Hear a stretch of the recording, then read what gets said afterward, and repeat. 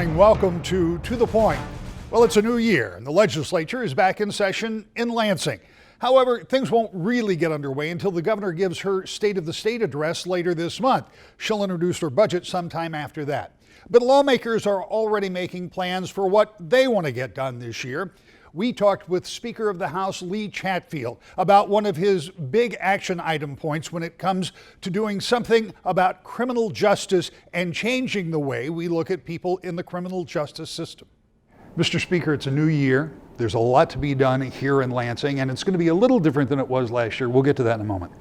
But I'm going to start this year where we started last year. First day of session, you started talking about criminal justice reform. Asset forfeiture was the first thing on your list, along with the Attorney General and some lawmakers. You started down that path.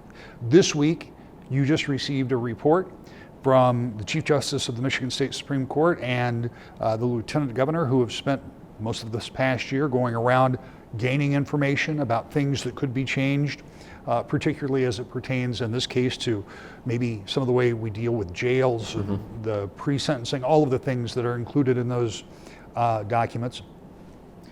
Tell me about why this is such an important thing for you, particularly, but how it's developed into such a bipartisan issue. Well, the very first conversation I had with the governor back in 2019, Rick, went similar to this. Governor, you and I can either share in the credit for things getting done this year, or we can share in the blame for nothing getting done. We made a decision we were not going to be like Washington, D.C.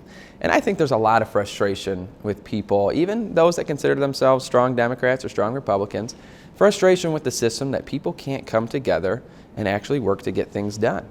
And we need to, as Republicans, ensure that I'm more concerned about the success of our state than I am about seeing this governor or the administration or the other party fail. And that's my job, and that's something hopefully we can see in D.C. In those conversations, Rick, we talked about what issues can we come together on. We know we're going to have fights around different tax issues. We know we're going to have fights about different issues that politically stand out and are always going to create division. But we can't let disagreement on one issue stop us from agreeing on another issue. And ultimately, we focus on criminal justice reform, and I'm incredibly proud of the product that we did in 2019, and quite frankly, we actually led the country with criminal justice reform in 2019. And as our economy has recovered over the last 10 years, we have now new opportunities for families that weren't around 10 years ago. Our population is finally increasing, and we're seeing our economy take off. But we have to also look at how can we fill the workforce and how can we train people to be ready for the jobs that are available in our state. One of those ways is by being smart on criminal justice reform. A stat that blows my mind, Rick, is that in the late 70s in the state of Michigan, we incarcerated roughly 14,000 individuals in our state. Today, with close to the same population, we incarcerate nearly 40,000 people. And what was once 3% of our general fund budget is now close to 20% of our general fund budget. We need to be smarter on crime, and we need to ensure that people, as they're looking to re-enter society from the jail system, from the prison system, that we are equipping them with the tools they need to contribute to having a healthy community. And number two, we need to look at ensuring we're not over-criminalizing our citizens. For me growing up, my father was a minister, has been for 35 years. And I saw firsthand the impacts that he had by getting involved in jail ministry and seeing men and women that really actually need help. And this is about improving people's lives. It's truly not about being soft on crime. It's not about being tough on crime. This is about being smart on crime. And this is about doing things that will make our state take the next economic step, but also treating people with dignity and how they ought to be treated. You said during this event with the Lieutenant Governor and others that we really ought to look at that stat that you just said and be ashamed that we haven't really met the needs of people, and not just people in the system, but of the communities that you're trying to keep safe. So there are a lot of different recommendations. We're not going to go through all 18 of them. And not all of them, I suspect not all of them will become law. But you did make a commitment when you received that report, and you said you would start that conversation and that because there will be a price tag attached with some of those, that you will make that a priority and you fund things that are priorities. I mean, that's a pretty big commitment. Right. I mean, you can see an individual household, right, what their priorities are by how they spend their money. You can also see the same thing with the state. What are our priorities? We understand that any potential reform to criminal justice could have a price tag on it, but let me also say this to you, Rick, by being smarter on crime and treating people with dignity and getting them the necessary tools that they need to be successful as they're looking to re-enter society will save the state money down the line as well. And we need to have an open mind when we're addressing these issues, and we need to give people the tools they need to be successful. You know, 10 years ago in the state, Rick, you couldn't find businesses that were hiring. Now it's complete opposite. The jobs are available. We can't find people who are skilled to assume the jobs that are available. And that is part of this as well. This is not just right for the people that we serve. This is the right thing for our economy. This is the right thing for our state. And the national administration, President Trump, has put a focus on criminal justice reform because of all things. This is one that shouldn't be partisan. And Michigan has led the nation in 2019, and we intend to do it in 2020. Some of those issues are ensuring the government can't take your property without a conviction. That's common sense, Rick. People already expect that, but it was happening. It was happening every single week in our state. Number two, how do we treat people who maybe had one offense? Maybe it was a nonviolent offense, maybe it was 10 years ago. How can we ensure that maybe if with good behavior, we reward them by getting their record clean so they can now get a job and they can be a productive member of society? How are we going to treat the medically frail in our prison system? It could be cheaper and is actually to take care of them separate outside of the jail system. We've done a lot of these things, and the last one I'll mention is raise the age. Just giving judges discernment and giving them flexibility in how to treat a minor. You know, it might actually be best to treat a 17-year-old if it's a nonviolent offense as a minor rather than mandating they be treated as an adult. This is about being smart on crime, and it's about really actually just serving people. If there's one thing that shouldn't be a fight between Republicans and Democrats, it's criminal justice reform, and I am incredibly proud of our partnership. We're going to have our political fights. It's 2020. Everyone knows we're going to have them, but can we set that aside and come together on some issues? That's what we're doing. One of the areas, and I'll just touch on one more before we move on, one of the areas that I found interesting was the suggestion in this report that instead of making certain traffic violations criminal, that they become civil infractions. And while that doesn't maybe sound really big to somebody listening at home who's not impacted by that, sometimes those are the infractions that are the difference between people being able to get to work or not get to work if they have a driver's license or don't have a driver's license. So that's one of the barriers. This is about removing barriers for people to having employment, and that's one of them. And this is something that we're going to speak with the police forces. We're going to speak with the attorneys. We're going to talk as a legislative body and find out what the right way to do it is. I've heard from sheriffs in every single corner of this state on issues that they're facing on a daily basis, and we need to listen to the professionals in the field and ensure that we're doing the right thing. I'm proud of the partnership between Republicans and Democrats on this issue because at the end of the day, this isn't a partisan win for anyone. This is a win for the people of our state, and they're the people who sent us here, and it's important that we separate ourselves from Washington. There's a lot of dysfunction there, and very few things get done. Well, here in Michigan, we're going to be above it, and we're going to work together. It might not always be pretty, Rick, but we're going to get it done. Last year was an interesting one as an observer. I've had a lot of years to see how government works, and divided government, shared government, if you will, has always been much more difficult to get it to function. Though, as we've talked about it before, it was much to my surprise that by May of last year, auto no-fault insurance reform had been agreed to, was signed on Mackinac Island. There was a lot of goodwill that was floating around up there during that Detroit Regional Chamber meeting. But as we know, as we went through the summer, budget negotiations did not become as productive as I'm sure that the governor or you or the Senate Majority Leader would have liked. And ultimately we came down to the impasse that did not result in any type of a shutdown, but it did result in a big change in the way the budget that the legislature passed looked after the governor got done. I know some of that has been restored, and I don't want to spend a whole lot of time on this, but is it your thought that there is still more work to do on the current budget, the budget that we're in right now, because there's still some things that were not restored from some of those line item vetoes, or is that budget done and you're moving on? I think there's still work to be done. I think it was disappointing with 3 weeks to go when the governor removed herself from the room and actually instructed the heads of her departments to no longer speak with the legislature. That never should have happened. However, after that happened, we worked with our legislative counterparts, the Democrats in the House and the Senate, to pass bipartisan budgets.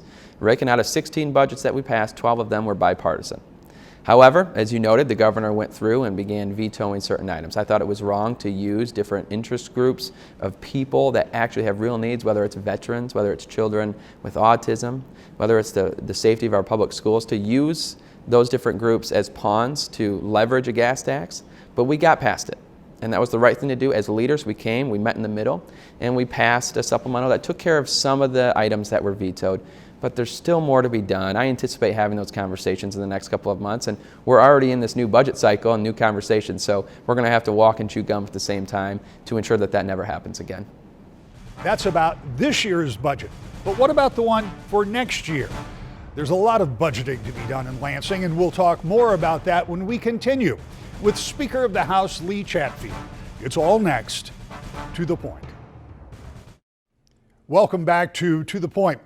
Speaker of the House Lee Chatfield is one of the quadrant members, the Speaker of the House, the Democratic leader in the Senate, and the Senate Majority Leader. Those four get together with the governor on a regular basis and try to hammer out different issues, including the budget. The budget proved problematic last year, but the Speaker says he's optimistic things will go better this time around. As you look at a new year, one of the first items of business is always the budget. So at the end of the month, the governor will give her State of the State. A couple of weeks later, she's going to drop off her budget recommendations.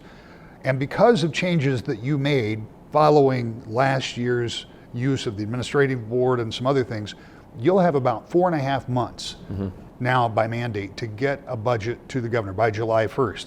I know schools and others have kind of heralded that because their fiscal year starts then, and it could help create some certainty for them. But it also starts the time clock for you guys. And doing, I should point out that has been what has happened on the 8 years previous to last year, but Republicans controlled all the levers of government, which makes it a little easier. In divided government, we saw last year, it got a little stickier. So does that raise the difficulty level?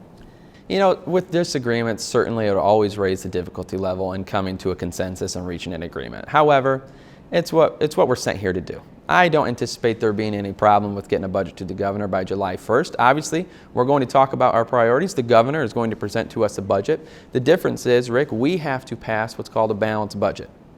We have to pass a budget with money that we actually have. The governor can propose a budget that with money that doesn't exist based on future tax increases, and that's what we saw last year. The budget she gave us was built with monopoly money that was forecasted on a $2.5 billion gas tax increase that we've all heard about of 45 cents.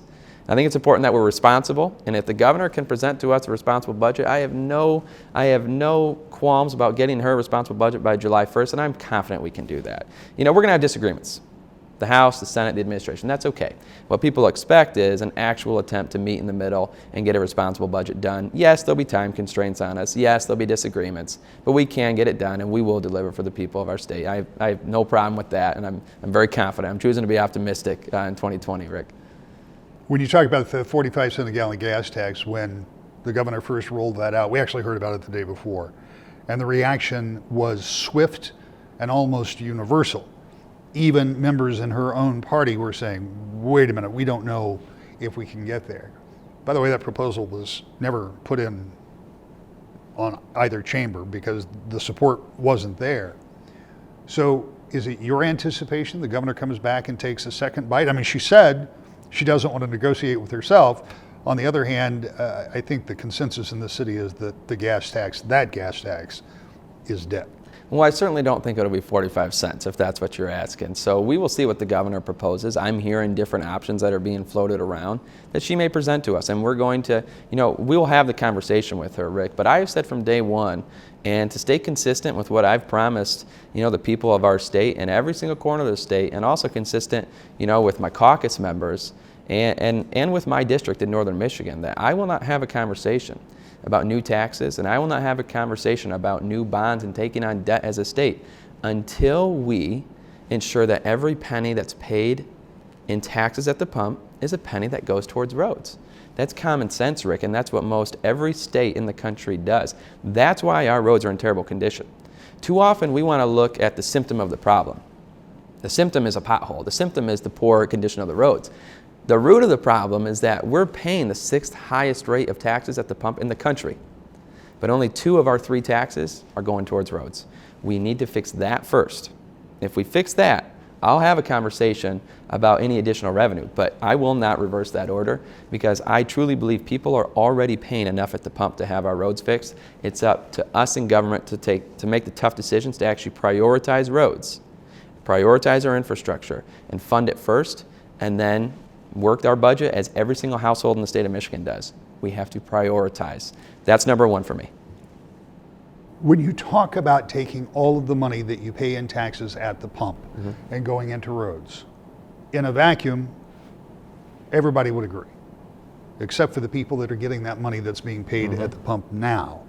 How do you make schools, how do you make the people that feel the impact from that tax, how do you make them whole, or do you? Can you? We absolutely can, and that's not just me saying it. We've proven it with the House budget that we passed last year. I would encourage you and the listeners to go look at the House budget we passed last year without raising taxes. We passed a budget that phased out the sales tax at the pump, and not only did we hold schools harmless, we actually gave education an increase, Rick. We gave them an increase, we gave local governments an increase. Again, we took the sales tax off of gas, we replaced it, and we ensured that our roads still were funded at a higher level than they are today, while taxpayers are paying the exact same, and we didn't cut schools and we didn't cut local units of government. We gave them an increase. We can do it. It just takes prioritizing, and I'd encourage people to look at that budget that we passed. Obviously didn't have the support of the governor, so we then met in the middle and we took that component out of it, but we can do it, and we plan on doing it again. When you anticipate this budget conversation, quadrant meetings have already begun. You already know where some of the sticking points are going to be, and you brought it up a moment ago. This is 2020. That's a big election year. How important is it to try to deal with as much of that as early as possible? Because as we get to May and June and July, the race is on. Sure. I think conventional thinking would say you have to address it early. But I'll tell you this, Rick, any vote that's taken in January can also be talked about in November, talked about in September. So truly, once you're in an election year, it can make things more difficult to work cooperatively and take what some would consider to be a difficult vote. But my outlook on 2020 is that we're going to have those conversations leading up to the election, through the election, and after the election. We need to put that behind us. The people of our state might complain to me about different things every now and then. Here's one complaint I've never got. One complaint. They've never said, I wish you guys were more political. Okay? So I'm optimistic that we can put that behind us. Yes, 2020 is an important year. It's an important year for our country. It's an important year for our state. But we still have a job to do. And our job is not to be reelected. Our job is to pass sound public policy for the term that we were elected to. And I think as statesmen, Republicans and Democrats, if we decide that we're going to do that, we can get our roads fixed. When the thaw comes, and it will, the roads in Michigan once again will be a real focus for people. And we know that I can go all the way back to 1996 and talk about how people were even then sending me snail mail and talking about how terrible they were, and come look at this pothole in front of this house, or go look at this bridge with a hole in it. That kind of thing gets back to every member of the House, every member of the Senate. Does that turn up the heat a little bit when the roads start to crack? Again, as you point out, that's the symptom, but that's the symptom that people react to. It certainly is more on people's radar, right, when we have that thaw cycle. And Michigan has the most aggressive freeze-thaw cycle in the entire country because of how we're positioned. And I understand that. And people, yes, there will be complaints when that time comes. But that's even more of a reason for us to ensure and promise the people that every penny they pay at the pump in taxes is a penny that goes towards roads. The fact is, that's not rocket science. It's common sense. The vast majority of states do that. We're one of only a couple that do not, and that's why our roads are in terrible condition. So we need to stay consistent. We need to be vigilant. We need to ensure that those dollars are going to the roads. Otherwise, we're just throwing good money after bad, Rick. And another point that you made, which is fascinating. Most people, when they're complaining about the roads, it's the street they live on. It's the road, a block away from them. These are local roads. The governor's gas tax would have gone to mostly state roads. And we need to ensure that we give locals real options and flexibility so we can raise revenue that is needed locally, but no one wants to spend $1 in County A and see that dollar go to County B. Okay? So we can do a lot with our tax structure in our state to improve it, not simply just raise taxes and go back to the pockets of our taxpayers. I think that's a lazy approach. We're almost out of time, so I don't want to get too far into this. Are you talking about a different way of distributing money? I've talked about, with new revenue, looking at the most proper way of distributing those funds. But we've also looked at allowing local units of government to put things on the ballot for the people of their individual districts on if they need more revenue. The fact is, I don't think we have as large of a statewide transportation problem as some people say, but we do have regional infrastructure problems. And if regionally we can allow those regions, untie their hands to allow them to address those issues at the local level, they can probably spend the money better than just simply giving the money to the state and letting them fix state roads. Our locals need more funding as well because our local roads are in poor condition. And what the governor's proposal and many others do, just simply give more money to the state, I think it's a lack of foresight, just simply looking at the gas tax and sending it to the state transportation fund. I think we can do far better for the people of our state. Finally, I want to ask you about this office. I talked with your counterpart across the hall as we got towards the end of last year, and I asked Leader Gregg what it was like to come into a leadership role and to be involved in this now divided government. This is unusual because in so many places a speaker may have been speaker for 2 or 3 or 4 or 5 terms. You're only going to be in the House for 3 terms, speaker for 1 term. It's a lot to take on. You've got a year under your belt. Mm-hmm. Was it what you expected? Yeah, it's like any job, right? And there's days you like, there's days you don't. There's things you expected and things that you didn't. But as long as you address every single day with optimism that you're going to tackle the issues that are important to the state and more importantly, a willingness to meet with people and to reach a consensus. If you can do that, then you can operate within this job. I've learned a lot from people who've come before me in this position. I've got an incredible caucus that I work with, and we're all going to be pulled in so many directions in 2020. Some to the right, some to the left, and we need to rise above it. We need to stick by our core beliefs, our core principles, our core values. Yes, have those discussions, but I do believe you can compromise on policy without necessarily compromising on your principles. And we need to be dedicated to doing that here in our city. So it's been an honor to serve in this position. Got a year left. Going to work as hard as I can, keep my head down, and hopefully the people of our state will be proud with what their government could deliver for them. So there is a lot to be done in Lansing. As we pointed out at the top of the show, we're waiting for the governor's State of the State address, and we think that's where she may outline a new plan for the roads. If she does, that may be the beginning of another conversation about how to fix our roads and how to pay for it. We'll have to wait till the end of the month to find out about that. I'll have a final thought next. To the point.